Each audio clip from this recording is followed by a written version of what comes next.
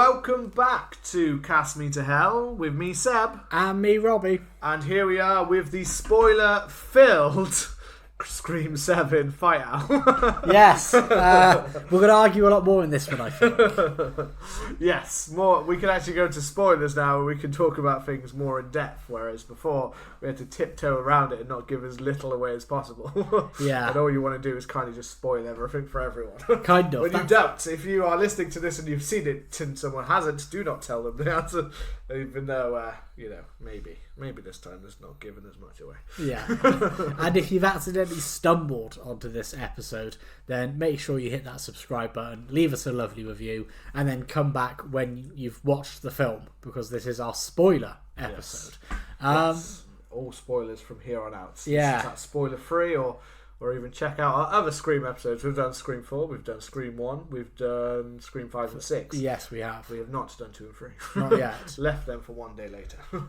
Yeah. Yes. So, Scream 7. So, we've already done the build-up on this one. So we kind of gave ourselves a little summary while still trying to dance around how we felt about it. You had some parts that you liked, but many parts you disliked. Yeah. I had many parts that I liked, and some parts I disliked. Yeah. I don't know, man. It is a mixed bag. I think there are some really bits in this that are stronger that I feel like maybe, although the last ones did do it, there are lots of people that don't like 5 and 6. There are lots of people that are detractors from that one that didn't like those parts, even though I said that was bollocks, basically. Yeah. On rewatch, I can understand a bit of 5 because it did feel like a little bit of a retread at points.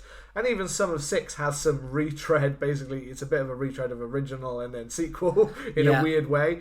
But the last one, Scream 6, had enough going for it, I think, in terms of just setting. The setting made it kind of thing. The New York setting, a great opening, things like that really made it stand out. And as I said in our spoiler-free episode, Scream 6 gave Sidney a send-off that she deserved, and it introduced us to Melissa Barrera and Jenna Ortega. They kind of started to take over the franchise. It was a film that was centered on them a lot more. And it was a bit more of a refreshing take, and you had it going away from Woodsboro, and you had it being in New York, and it seemed like a good place to either end the franchise or go in with these new sister characters. Yeah. And then that didn't work out. I mean, I think for the sister character, if I'm honest, Sidney just wasn't in it. I mean, I don't know if it's an absolute send-off. There was a passing of the torch in the last one, but I think when you have a final girl, just like you have Jamie Lee Curtis, there's always the glaring of she's out there somewhere kind of thing. She's not dead. She's just hiding. I don't think that that's ever true, that it's complete dead. Whereas I actually believe with the Melissa Barrera, Jenna Ortega thing, I think the end of thing actually kind of nicely wrapped up their story. I know there was lots of things about it would have gone on to the next one, and maybe even the Sam character would have become the killer and things like that, all set up in that kind of thing. Yeah, which it could have, but I think when she leaves the mask at the end of Scream 6, I was like, yeah, that's fine. Good way of ending. Good. And yeah, absolutely. We could have just ended it all there, but we know that that's never going to happen. It's never going to happen. No. They're going to milk the teats for all they can, kind of thing. And that's, for me, that's my concern, was that this would be a good, teat milking. And it did feel as if they were squeezing that milk out. And there was barely anything left in that teat, it was kind of running dry, and then the end happened, and it was just powder coming out, Yeah. For me, I think part of me, when I was looking at the franchise and things like that, I was happy enough with what Sidney did in Scream 5, popping up for basically the last half an hour, 40 minutes or something like that, having her little shootout and things like that, and going off into the sunset kind of thing. I was fine with that thing, but at the same time, I guess because I enjoy the character, and as I said in the spoiler free, I've never felt that a lot of her reappearance gave her much of a character development. I felt she didn't go much further in all the things. She got some in Scream 3, obviously, at the end of her trilogy. Yeah. Where it was kind of very much closing the door on her, but you never close the door. I did the books and stuff like that. I didn't really feel, although there's that nice kind of way that they're playing off of Jill in that kind of film. I feel like for Sidney, she's very much there to be the blank slate that Jill can build off of instead of being an actual character. I feel like she's kind of a jumping off, but she's the one part, like, weirdly, of Scream 4 that doesn't feel. She has some couple of good moments, but she generally doesn't feel like the most integral part there sometimes. And then obviously Scream 5 is just that. So I don't know. Part of me, I like the fact that we kind of get to see Sidney what her actual life is, not just like tiny snippets of a world that she lives in. We actually get a little bit of an actual life here. Like, we actually get to see what she is. I mean, it's kind of, here it is, here's a lot of life in a small town away from those parts. She's got her family and things like that. I'm not saying that we spend hours and hours getting to truly delve into who Sidney Prescott is or what she is. We just get to know her as her family life kind of thing. But I don't know. For me, seeing her from the original to this one, I think there is quite a nice get to see her. The only thing is that this one almost opens up more doors for her instead of closing them for good. Which it is one thing that, like, I won't lie that although I like seeing it this time, I can't say that I want to continue to have to keep reliving Sidney. You know what I mean? In a way, like, exactly. It's one for me. Like, I think that this wasn't redundant. I think it's nice to see closing that, but if we could have closed the door on it, but then I'm not sure there's any way to close the door on a final girl without killing her. Well, but. Halloween, I guess, kind of did. Yeah, and that's my thing. You say that we kind of get to see more of Sidney in her life, but we kind of saw that in Scream 3. We saw that she was now doing this kind of crisis line thing, and then we see in Scream 4 that she's now written Out of Darkness, her best-selling novel, and then in Scream 5, she's left all of that behind, and she's just a mum. And this is like my 4th time in 7 films that I'm now seeing Sidney's life away from this, and I don't know, the whole thing just felt like it. I don't know. In Scream 3, she's a recluse. She's a recluse in this, and she's a recluse in Scream 4. She tries. And in 5, she's owning it. And in 7, she's 5. a recluse. Well, not like she's hiding away, but in Scream 3, she's a literal, like, she doesn't leave her house. Yeah. Like, she literally doesn't go anywhere but her house. But in Scream 5, we get the idea that she does have a life, we just don't get to know about it. Yeah, I don't know. All. So I think for that kind of part of fans of the character and stuff like that, people like to know what actually is going on with them, not just like so we will learn nothing new about you apart from you're just here to kick ass and go. Well, I don't know. I felt like it was one of those things. It was one of those kind of retreads that I've seen in Scream films, and I've just grown weary of them. Like that I said in the spoiler free.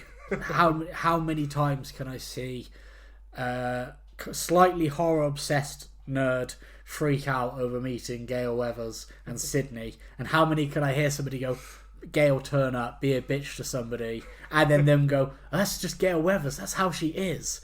I find myself I'm like, sure you'll see it again in Scream. I will, and I will go and I will see Scream 8, and I will go, how could I do that? I don't know. That's what it felt like to me. I feel like I get that, and I think maybe it comes when I feel it just, I guess I was just enjoying the characters and stuff more. I was just enjoying the experience of another Scream film. I think it is one of those franchises, like, even with, there are lots of elements of this where I can say, Scream 3's always been put at the bottom of the pile, but always fun. Kind of thing.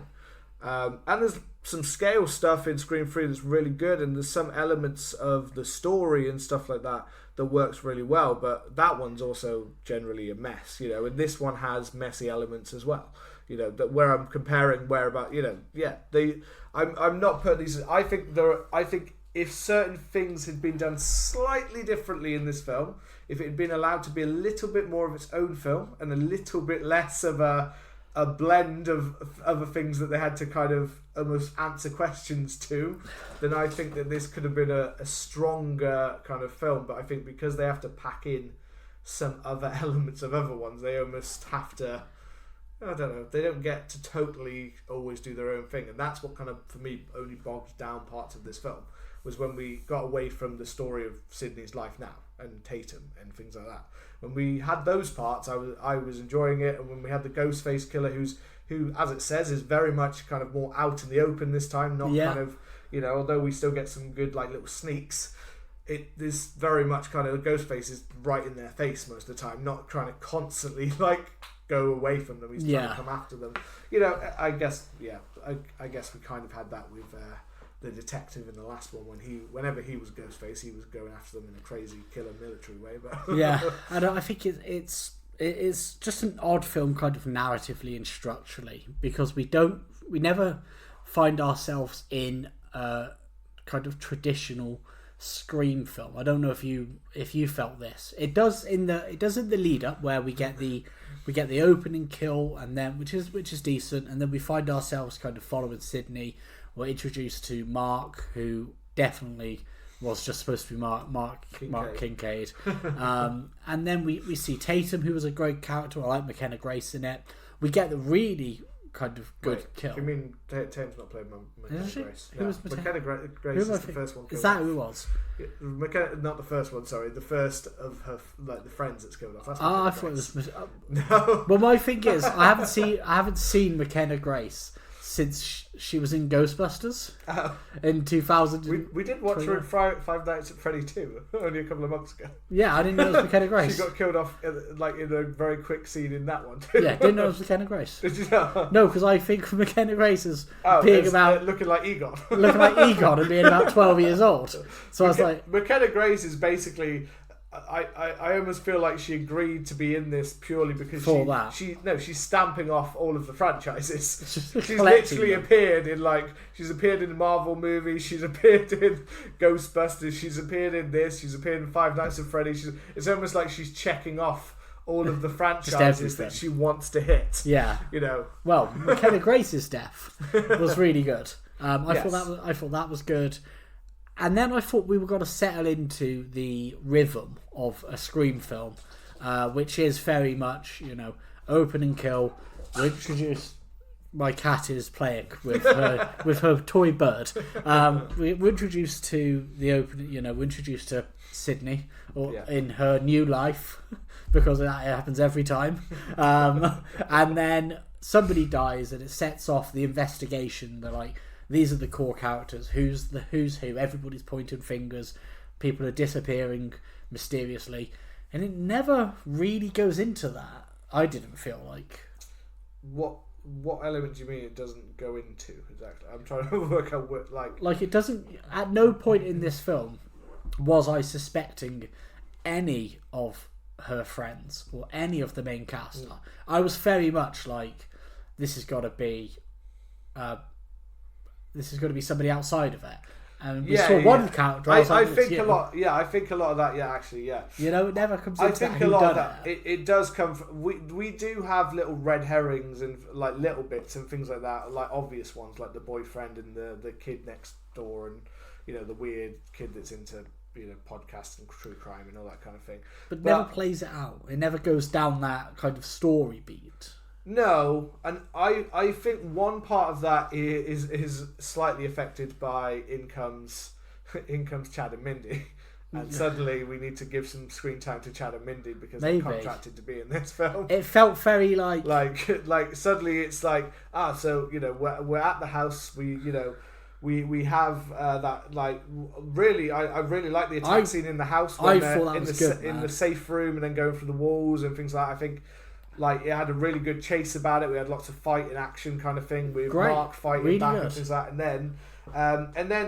And to be fair, I also I like the fact that one of the ghost faces is revealed. I know it, and I also although it is someone who is basically non-existent within the thing, I've got no problem with that because it is it's almost like what else are you going to have when you're about 40 minutes into a film and you kill off Ghostface already, it's going to be a case of it's either that or there was a part of me that actually thought it was going to be the weird true crime kid was almost going to be actually revealed early on to be like that, because at that point he was the only one that I was looking at going he's so obvious Like, it's almost that. But that's because I thought that one of her other best friends was the killer, because I thought I'd been ruined on Instagram for me. Okay. So I thought one of her friends was the killer and said that it was her death scene. So I can't actually remember what the name of that girl was. I don't know if I ever heard her name, to be honest. Begin with C, I think. The girl that works in the bar. Yeah. Is the one that I saw a picture of, and I thought, why would someone be posting a random random screenshot from the cinema if it's not basically the killer reveal? Yeah. So I thought that was her, so I kept going, she's basically a boyfriend with him, so we're going to have a weird, is this going to be some, instead of it being a film we're like making the films change, like in Scream 5, it's actually going to be like a podcast thing or something like that. I was like, is that really where we're going with this? I'm not sure that wouldn't still have been okay in the end. I went between thinking the husband's involved, because talking about the really good kind of scene in the house, the killer's in the attic, and I was like, well, somebody would have had to have let them in the house. So obviously it's probably not going to be Tatum, that's too obvious. It's not going to be Sidney, I don't think they're going to go there, so it's got to be the husband. I didn't think they would. And the husband gets the whole knocked out down the stairs, but he can still have gone up and done something, So I was thinking him, and then there was another point later on where I was thinking they're just doing the boyfriend and the weird nerd guy, and they're just got to be doing we'll do Billy and Loomis. The boyfriend is I like the boyfriend when he gets to be the boyfriend. I don't like the boyfriend so much when they are heavy-handing him to be a red herring.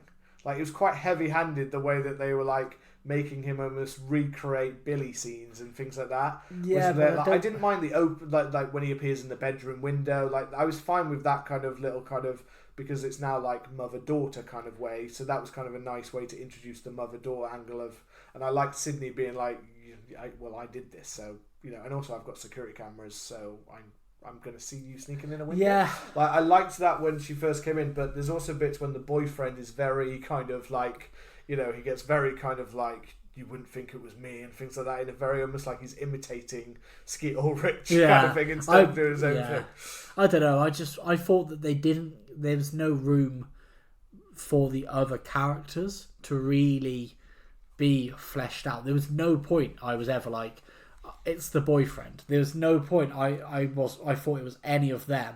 There was a point where I thought maybe the husband at first, and then when they went to that asylum, a really bad word to say, mental health hospital, when they went there and they met that guy, I was like, obviously. It's not obvious. Yes.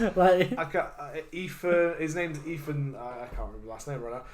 Anyway, when he's there, and so when we get there, and he goes about basically, you can see the room, but then also when he does the whole Stu Macker thing, it's only someone involved is going to be able to make up the lie that Stu Macker that's actually Stu Macker, and I think that purely in my head went from the fact that I was it's not going to be Stu Macker. Yeah. So because it's not Stu Macker, that guy had to have lied to her face, and therefore it has to be one of the killers. Also, we also already know that it's a guy from the asylum. Yeah. Was one of the killers, so it's this seems that you're obviously going to be one of the killers. So it's not a surprise when he's revealed, and that slightly I don't want to go to the ending yet. No, let's not jump straight. Let's jump a little bit back, because I feel like we've gone way into sort of and I agree about some of the development of the characters once they get to there. Although at the same time, I would say that apart from obviously the extra time we get when they get to the house in Scream 5 or even in Scream 4, a lot of the other friends and stuff, you got very little time to get to know any of those either, to be fair. Even in those ones, we didn't get loads of time with them kind of thing. But you at least had some interest in narrative and the suspicion. Chad and Mindy part is really, when I look at when they arrived to when they started kind of having screen time, and then obviously they get to be at that scene with the friends in the bar and things like that, and I like elements of that's friends in the scene bar, but again, we get a lot of focus on Chad and Mindy instead of that scene being the focus on the friends getting together or something like that, which would have allowed a bit of time for them to kind of have a bit more of a. But instead, we've got the jokes of Chad and Mindy joking about, oh, you always get it wrong, and you've got the, and again, it doesn't greatly feel sadly for those characters. And the thing is, because those two characters, both actors, Mason Gooden and I think Yasmin. I think it's Yasmin something. Yeah. We're just guessing at names. But anyway, those two actors have such a charm about them. Oh, they're great. That I'm drawn in by them anyway. And they're great characters. They are really good, but at the same time, it's also kind of like it feels almost as if like by having those two there, you took the chance for us to get to know the other ones and have a bit of time for those because we have to spend several minutes on you. In some ways, little bit. Yeah, we get to know a little bit more of their story now, but it feels like they're so tethered to Gale Weathers to make this work, and they're also kind of retreading lines from previous films a little bit. Is one thing for me. And then the flip side of that is that they're included, but they're included so minimally that you find yourself thinking, well, I think they're great characters. You know, I thought they were great. I loved the core four. I thought it was so funny. But you almost think like, how come you're included if you're not really using these great characters to their full potential? And the same thing. They kind of become Gale and them kind of become the kind of sent for a kind of a mid of the film become a kind of the humour. They kind of become the humour characters for a little bit. Which is fine if they had a bit more, but sadly, like a lot of people going into this were like, well, they're probably going to kill one of these off because they're not his characters, so why would he care about? You know what I mean? But I had the feeling that they weren't going to die because I feel like they would hate the idea that they're going to basically ruin any. I'm not saying there is a chance of the core four ever again, but I'm just saying it would ruin any future potential of that. But they were also the other thing with my Chad and Mindy thing is that conflicting feeling of almost like really liking the characters and enjoying their presence in one way, hating the fact in another way that they kind of took screen time that I think would have been the time that would have taken up to get to know newer characters. But then my biggest bugbear is the fact that they're written out of it in such a fast and plot armor way. Yeah. Of I like the funny bit of like Chad saying he doesn't want to get stabbed again, and then he literally gets stabbed by one of the characters accidentally. But then Mindy just gets sliced and that's it, like knocked to the ground. I'm like, in the last film you got literally almost gutted on the train, but you were still moving around, you know what I mean? And here you're just out of it and that's it, done. That's it. It comes down to being kind of so not meta, so messy, and it almost feels as if like this is like a free trial of a Scream film, you know, like trying out different things. No, not even that. Like not new things. No, I'm saying trying out old things. No, like you get like a 7-day free subscription to see what Scream's about, and then if you want more, you have to pay. Like, you can get introduced to Gale Weathers in a mini Gale arc, but she's not really going to do much, and then you can be introduced to Chad and Meeks, and they're not going to really do much, but you'll know who they are. And you can see the kind of setup with the characters that we've got, but it's not really going to go anywhere. But it just feels so kind of lackluster. But I think that a lot of that revolves around that messy part there, not the ending. But this messy part here revolves around the need to include those characters. Yeah, of course. You know, that part is the fact that whatever way that's worked out, whether I'd imagine because they already had contracts and things like that, so they've got contract to appear in a film, so they let them appear in the film. Or the studio were like, well, no, we want, they were part of the films that also made a lot of money. People like the younger characters, you need to put them into the film, even maybe like Mason's good and Junior would have looked at it and gone like, do you really need this time? But they literally, like, it feels a little bit to me like either no, we're contracted to appear in this film, but quite often that happens and then they just go, okay, well, we'll pay you partially off for not appearing in it, kind of thing. But this feels to me more like a little bit of a studio going, oh yeah, but you've got to include them. You got to put them in there.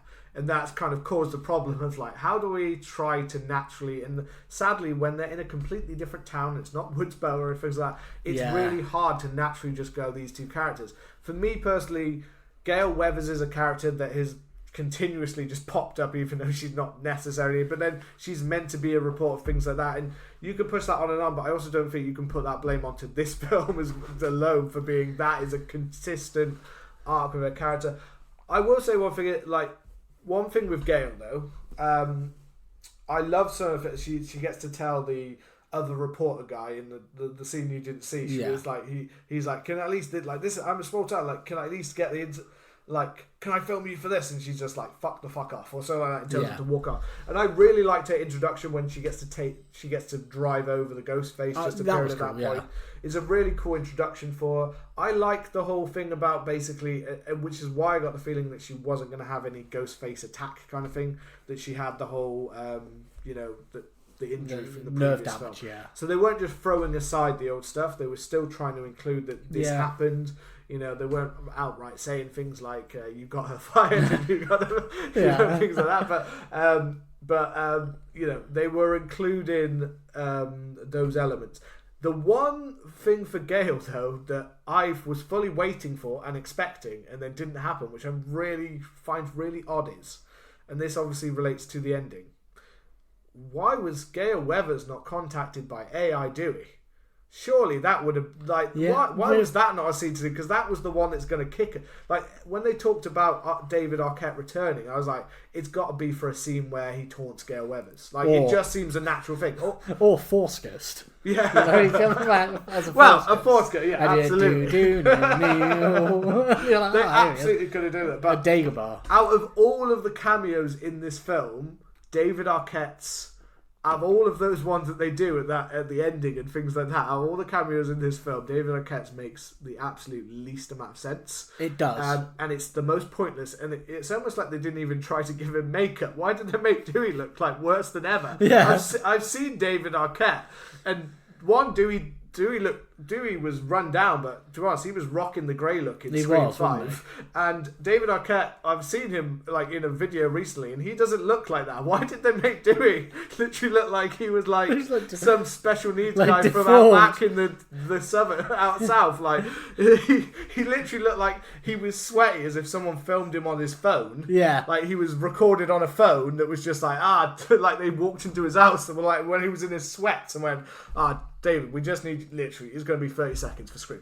Okay, just film this video. There you go, tell it. Because even in that, I think he even uses and I know this is someone else using it against her kind of thing, but even the line for me bugged me that he says to her something along the lines of like, I died for you, Sid. And I was like, fucking didn't. She wasn't even there. Yeah. She was nowhere near him at the time he died. He might. You could maybe say that to Gale, but you can't say that to Sidney because it's just like, well, that's not how it played out. The reason he died for. He died for Tara. Yeah. The reason why they didn't have AI Dewey interact with Gale is because Gale has no reason to be in this film. She does nothing. She runs Ghostface over, which is a good scene. She has that bit of like interaction, that I took a brief interlude, came back, and she was having a bit of an interaction with like the weird, creepy neighbor boy and his mum, and then she has a coffee with. She starts Sid. the investigation. She's there for the investigation part, which just doesn't, like you said, gets quite quickly interrupted, basically, I feel. Exactly. She has like by trying to do their investigation and also trying to do the Chad and Mindy almost investigation. Again, it's that part for me that is the clincher of the film, because there you get to see Sidney and Gale. It's quite nice to see those two characters off doing things together, and then it's quite quickly interrupted almost by, we've also got to do this investigation as well. It just felt so just unnecessary. Her inclusion. It just felt like. Did you see her again after the interview? She has an interview with Sid. Not till the end. And then she just disappears. She's left behind. Which I think it is kind of mentioned there. It is kind of in there. The whole time you see Sidney looking at her basically the damage that she sees her quite frightened. Yeah.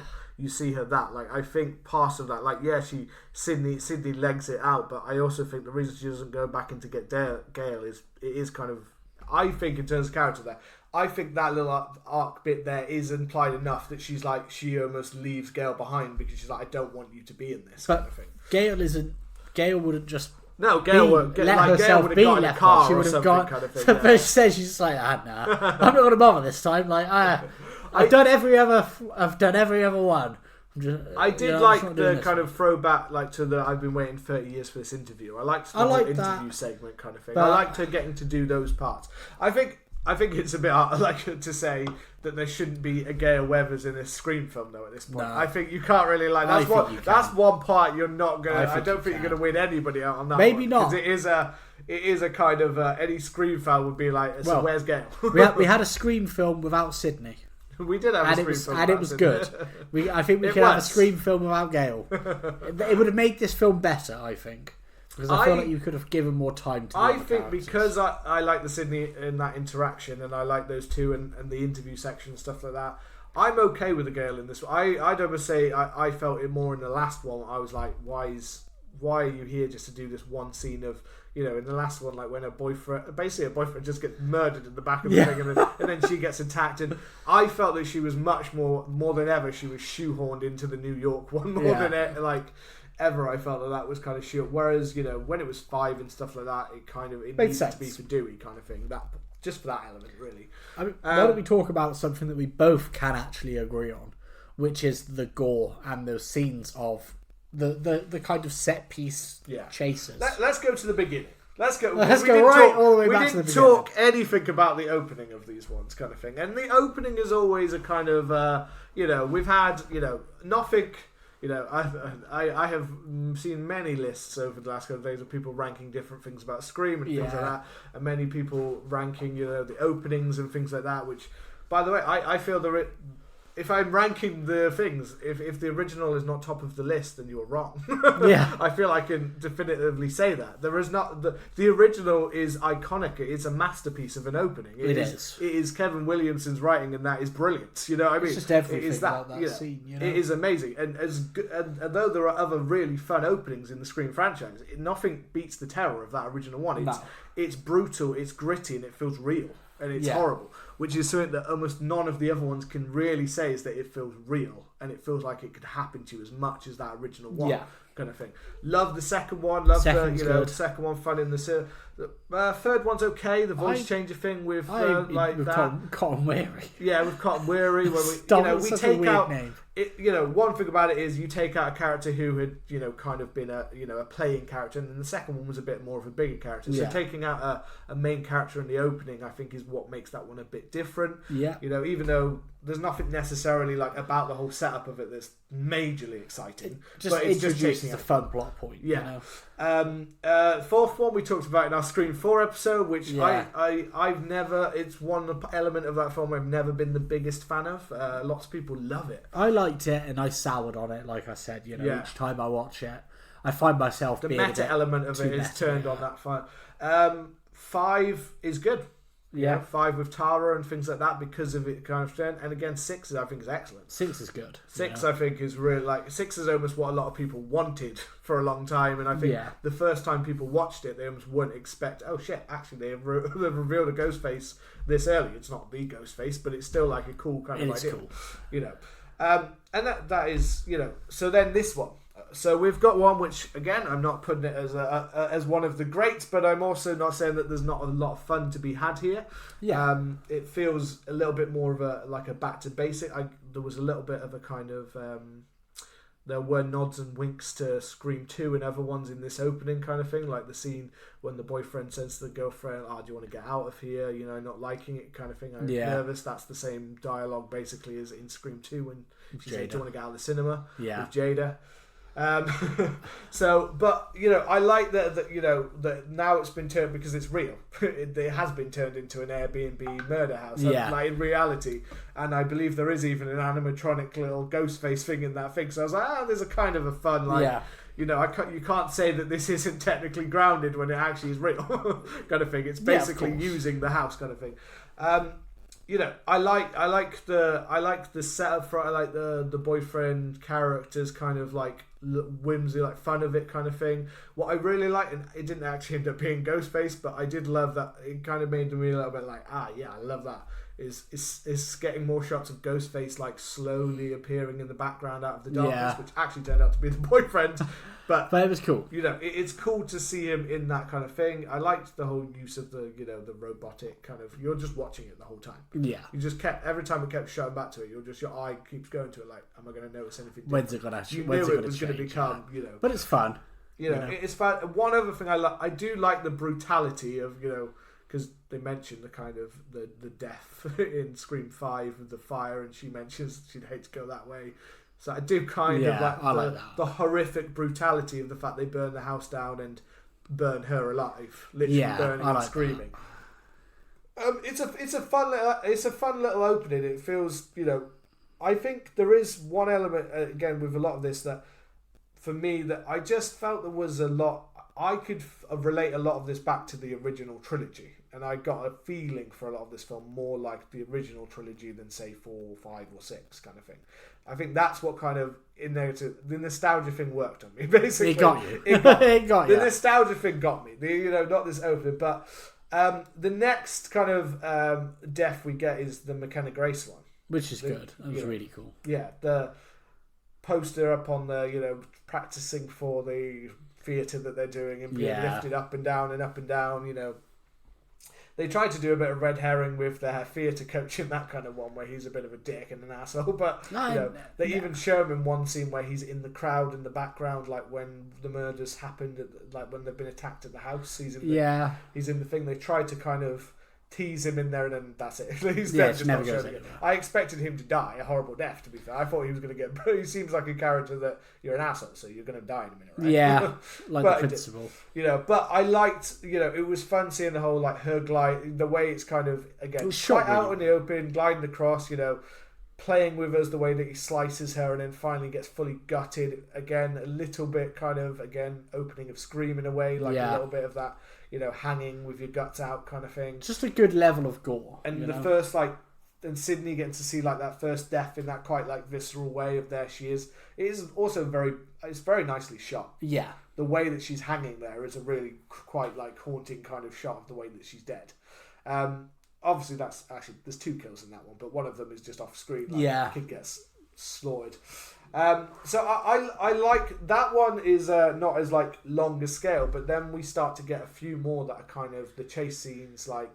Obviously, I like the fact that they go straight to action on the thing. Right, the killer's here, so we need to get out of here. The cops are going to check the house.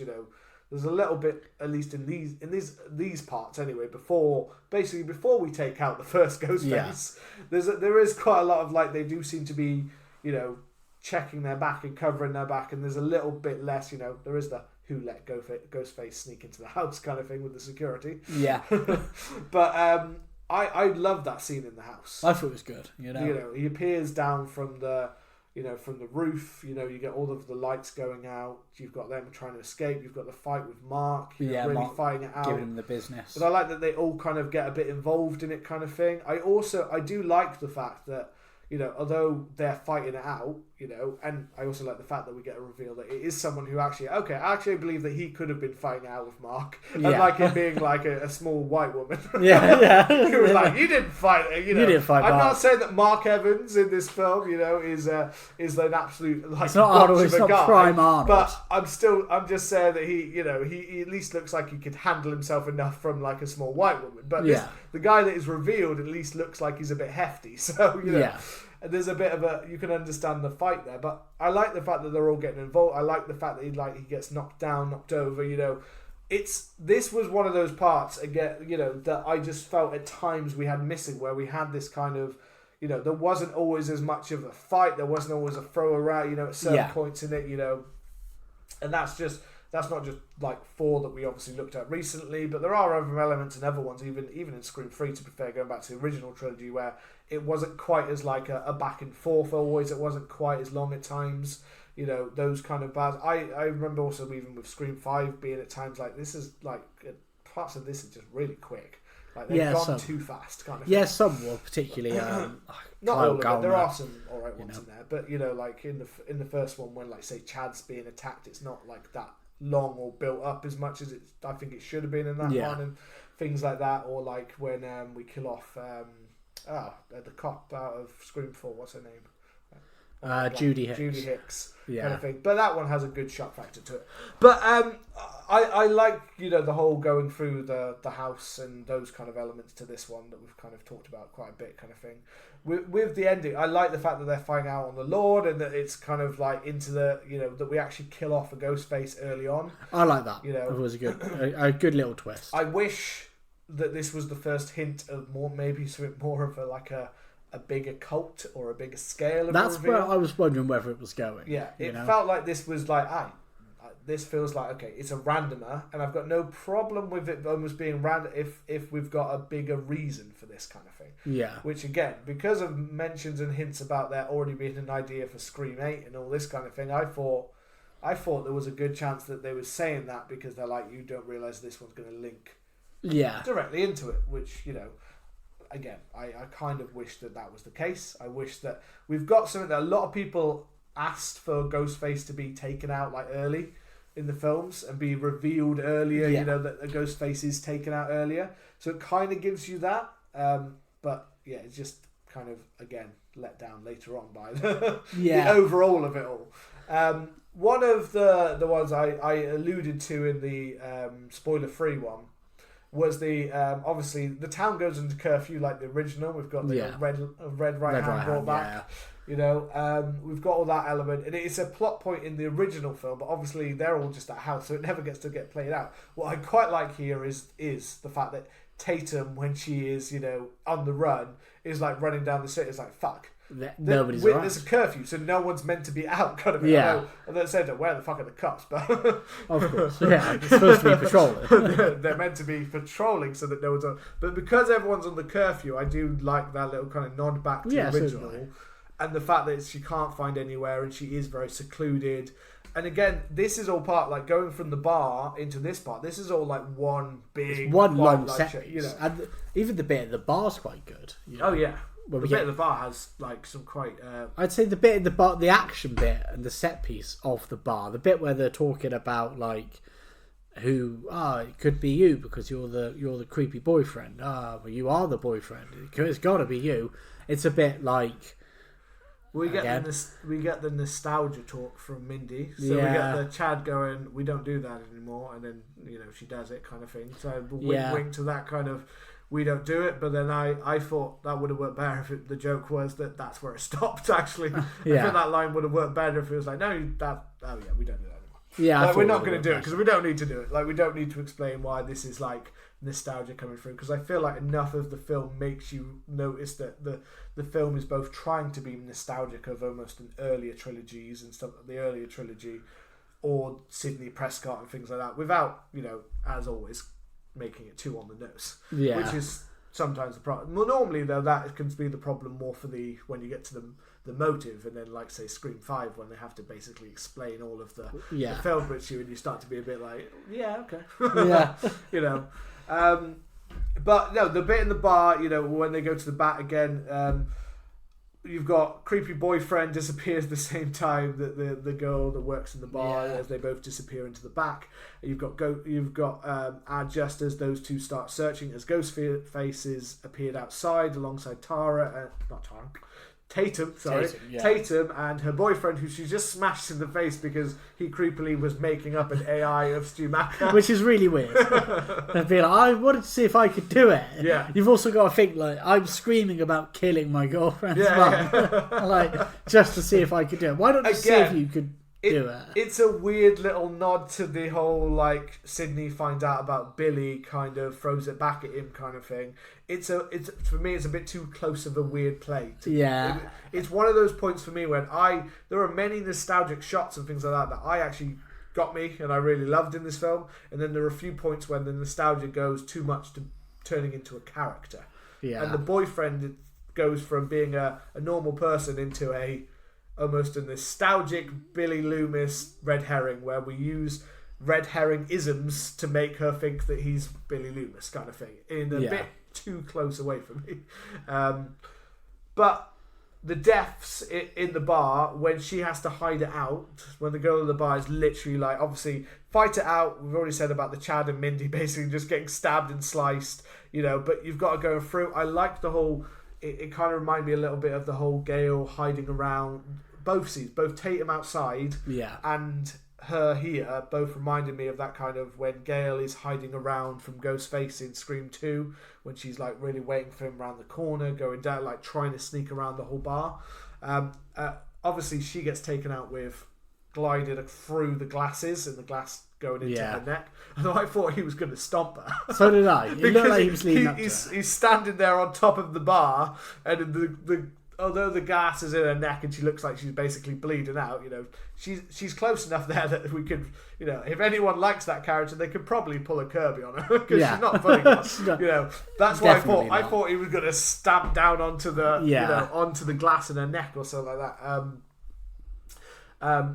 But they've also got the boyfriend who at first I thought, again, we've got a whole Billy Loomis thing with the weird podcast kid, the creepy kid as they call him throughout the film, the weird cute creepy kid, because obviously when he falls down at first it looks like, well, that could be fake. When he first comes, he says, I'll deal with this, he goes in. I think almost a lot of the red herrings are almost dealt with instantly. but I mean, I think a lot of the red herrings are dealt with in ways of basically like with the kids, they're all just basically, they're using basically nostalgic of the original film to make it like his is, again, Billy. Like Billy. The one outside is very, again, there's a lot of ones here where they're looking at them going like, you could be that, because they almost give them a scene that is like, well, you might not be there, or you could be alright, or you could be got. You know what I mean? It's used in that way that it is, but it's when you see him there, obviously, but then when he starts crawling away, but obviously this one's interesting because it links to the ending. Yeah, this is very brutal. So interesting. I have no idea, and I don't think it's nearly as easy in this one to work out who's killing who. To be honest, I feel like that's very hard. Yeah. Normally, there's a specificism about the killers, and obviously we've got at least 3 killers here. But it also doesn't really matter. No, because there is at no point are you led to believe that anybody, you should suspect really anyone.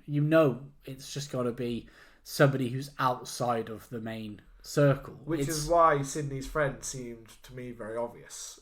One, she's a recognisable enough actress from a range of things that she's done.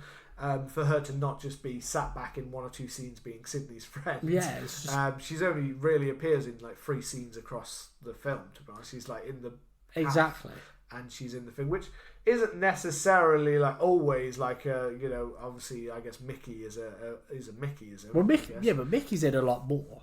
If anything, Miss Loomis is the one who's hardly in it. But that's for a reason. That's for a reason. Whereas this one, it like every other Scream film is fun. When we did Scream 4, we were thinking, oh well, this person's here, so how can they? The other person must do this, must do this. This, it just doesn't fucking matter because none of the killers don't matter.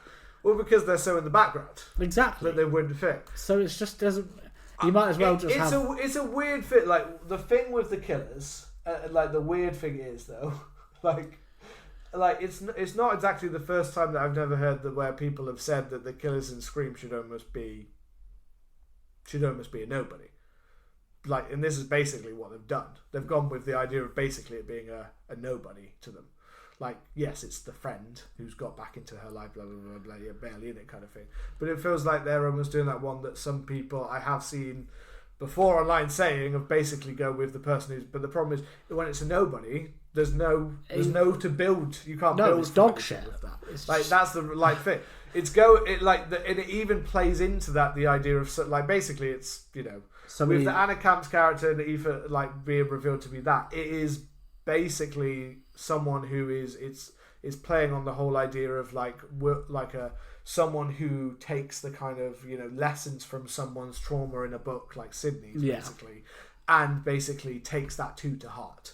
Basically, it's almost like someone who becomes like the fan fiction writer who like when she turns Twilight into 50 Shades of Grey. Yeah, it's that kind of weirdness. And it would make sense if she was actually in the film.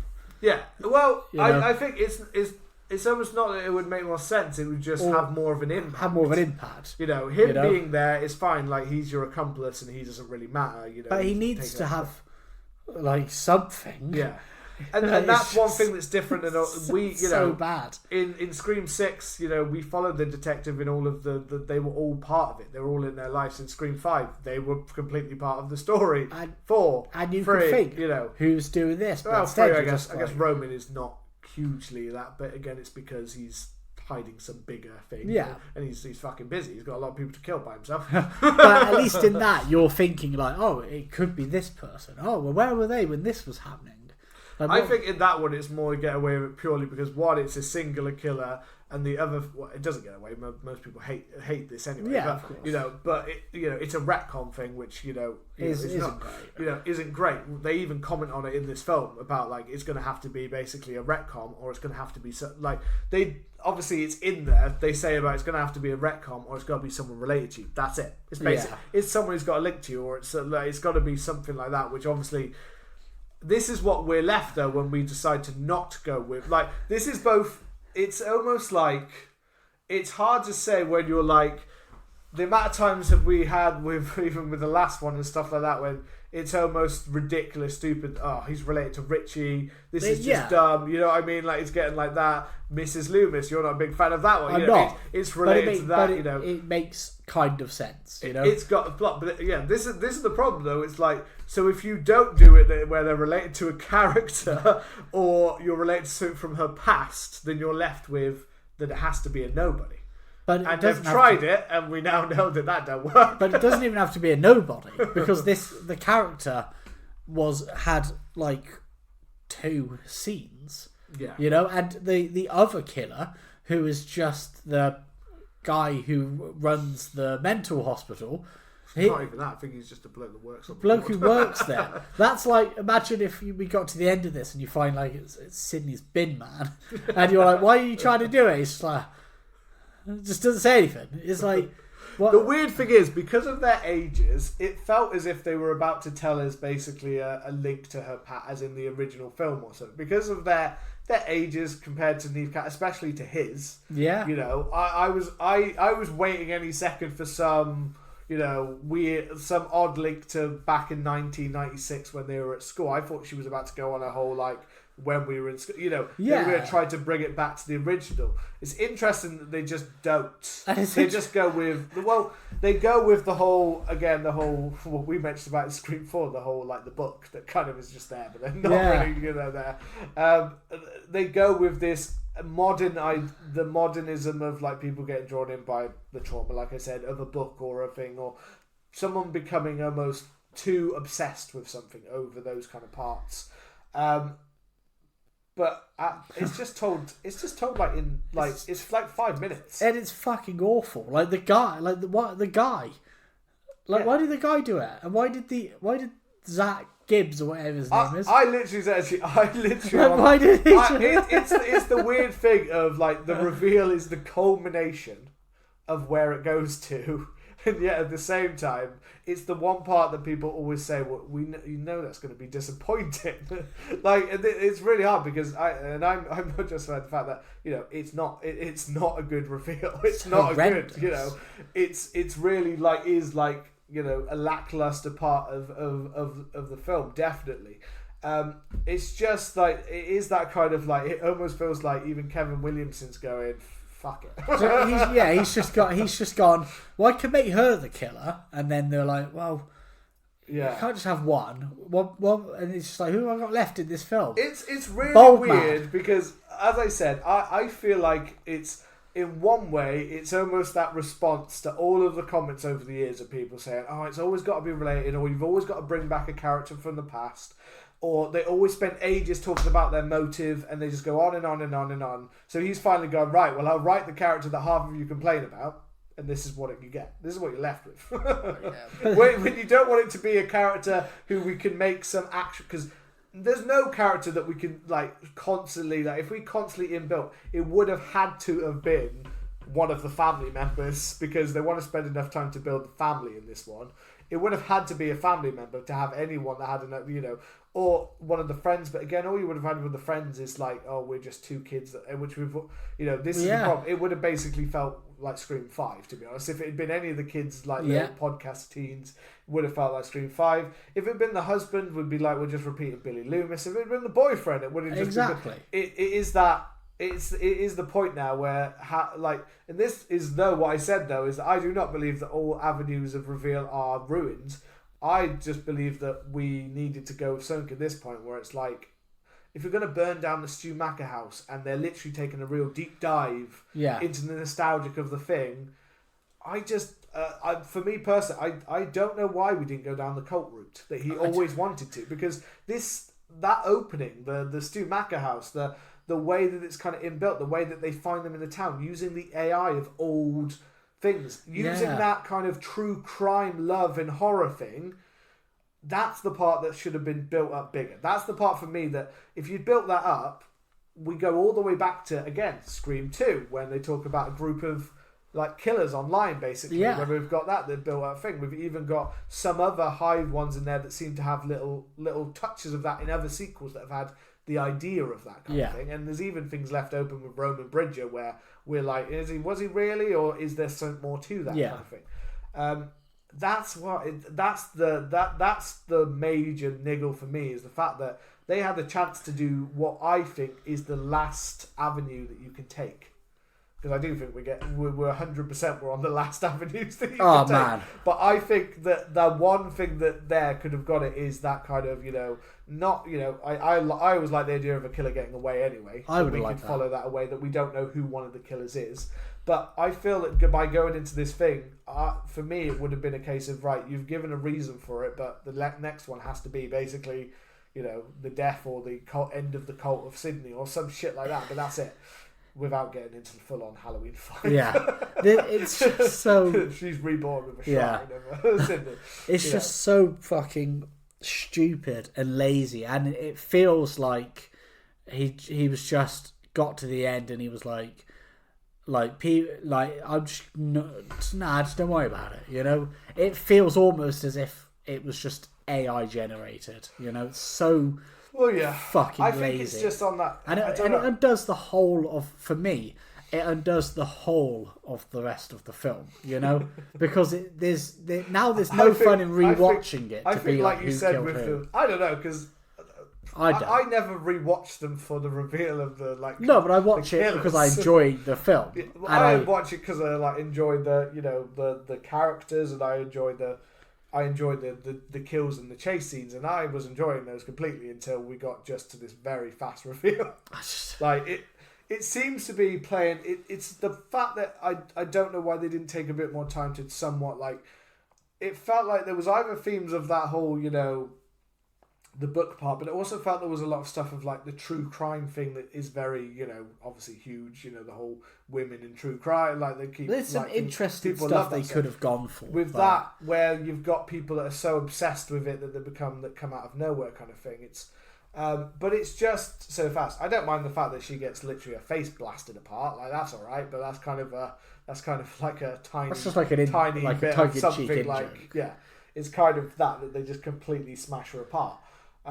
But it's I don't know how long it runs for, but it's also 100% the shortest reveal. So it's not but this is my own thing. After they'd had quite a lot of big scale, chase scenes in this ones, and for me, I do think that those parts are some of the stronger in the franchise, of the chases and the movement and the suspense. I felt the suspense going through them when they were getting chased through. Yeah, I thought those bits were really good. It's just it's just very odd when it just suddenly comes to that and I like the bit when the two ghost faces take Tatum when they suddenly appear, when you get one to the other, when they both like that. But that's kind of that point when it suddenly goes we better wrap this up in 5 minutes. Yeah, it's like someone said, "You're on the clock, mate." I feel like finish it off. They probably had a really interesting story, and then the controversy happened. The Melissa Barrera and Jenna Ortega left, and they said, "Look, Kevin, we're shooting tomorrow. We need a script." And he just, this is what he did. He just bent his head down and he ran at the wall, banged his head against it, and was like, "All right, I'm going to write a Scream film now." It's not. I mean, I'm pretty sure Guy Busick was the one that mainly wrote this one. He just added.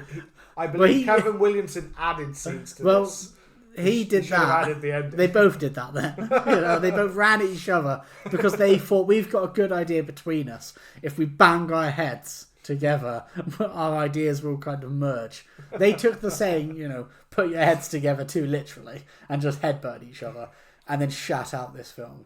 I think that I feel that is overthinking, but like that makes it sound like the whole film is like terrible from start to finish. No, but 100%. I think it does at the end. Actually, we didn't talk about the so when she comes into the house, we get the AI kind of obviously we haven't even talked about Matthew Lillard.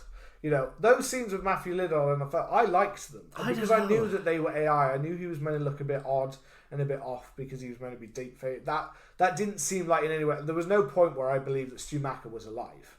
I felt that was very much like part of the thing. I liked use. I can see why that's an effective use in that one. Using it again, using modern age for those parts. Thinking about how can we bring a character into this while also not being truly that, using them as that. That's almost what these Ghostface killers mainly, that's the main part of anything that is remembered for them, is the fact that they basically were a couple of people who had nothing of their own and decided to just steal the reputation of better killers. You know what I mean? Basically, that's what they did. They were just that. They spend so much time on that they take that away from making the new killers because they decide to instead we're using the good spirit of Matthew Lillard, the Stu Macker, and using him. But I thought when Matthew Lillard was performing in those scenes that he was very much embodying it wasn't just the standard Matthew Lillard.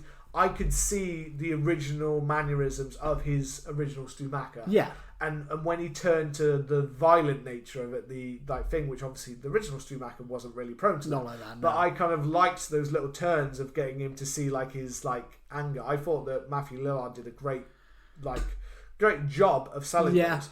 His are those. The ones I have problem with are one we've got obviously we've got Roman Bridger returns. In a very short capacity kind of thing, just there, where they just put them on the screen and as if they've, again, just film this at home on your iPod. Doesn't look a whole lot older. Yeah, they filmed it on his iPod. On his iPod. Yeah. Of telling her about the link to family and stuff like that. I feel like the idea works better than the execution in many. As I said, I think the Dewey one should have just been cut. It should have been Jill. It should have been that, or Jill. Yeah, Jill would have worked better. We've got Laurie Metcalf coming back as Mrs. Loomis, which was the only one of those that were not advertised before. So that's the only one that's a new. I assume she would be. I just didn't really think of it. It sounded like they were already bringing the men in, to be honest. I didn't really think. But yeah, it's too bad that they didn't get Jill. Yeah, I thought that would be cool. Because she's a deeper cut into Sidney, I feel. Yeah, definitely. She's got a deeper hit for her. But, again, bringing Mrs. Loomis back and things like that. But I can't fault her performance. I liked her performance. It feels like it was just one after the other. I feel like Stu was the part that for me it was working. It was consistent enough throughout the film. We'd used it enough throughout the film. I feel like Stu was enough. Yeah. For that, what they were playing with then. The idea they were playing with. I don't think they then had to have the whole AI walk through the room as we get a million different characters appear around you. But yet again, it just gets to the point where it's revealed to be the guy from the mental hospital, and he's like, I had a background in computer sciences. Cut off after a second, and you're like, okay, but why are you doing this? And I think that she said it wasn't a right choice, but she says that she was in the asylum, but then it's never and we spoke about it. It's just no, because I think that I truly believe that's exactly what Kevin Williamson was going for, and it hasn't worked. I truly believe he's going because he constantly cuts that guy. She cuts him off constantly. She doesn't let him talk. It's a whole part of the thing. I think it is literally. I think that Kevin Williamson's commentary here is literally back at the audience. I think he's literally going. You said you didn't want this. So I'm not. What's the point? If this character, what is the point in me explaining it to you? Are you gonna? And at the end of the day, is it going to make any? It wouldn't really have made much difference to you if he'd gone there for 5 minutes explaining to you how he'd built this plan for years. I don't think it would have made me think, but it doesn't mean that it doesn't mean it worked. I would like to go on record, Mr. Kevin Williamson, that I did not ask for that. I want to know why somebody's killed someone. They don't have to monologue, but I want to know somebody's inner workings. You know, I don't know. I didn't ask for that. I think with Scream 6, I'm pretty sure you mentioned that you were tired of the motive explaining and the over the top killers. Over the top killers, yes. But the dynamics of why they killed, I would like. So I would like to know why. I'd like you to remake this film just for me, okay? Yeah, I don't know. That's just the thing for me, is the fact that I was personally drawn in enough throughout the film. I was enjoying the things. I thought the Ghostface killings came thick and fast enough, but I also think it spent enough time on the character. My two main problems is the shoving in of characters that, let's be honest, that I like but weren't needed. Yeah. And for me, it is the reveal scene and the cameos that feel a little bit kind of not. I like the Matthew Lillard one, but apart from that, I feel that they were just kind of a bit pointless. And for me, weirdly, the one that I think would have been the only other effective one, which is Dewey, which should have been for Gale, because I thought he was going to appear like on the TV screens in the studio when they have the interview. Yeah. I thought that was when they would use Dewey to fuck with Gale, kind of thing, or something like that. I actually thought there was going to be a Ghostface scene in the TV studio, to be honest. I thought the guys in the studio were going to get it, kind of thing.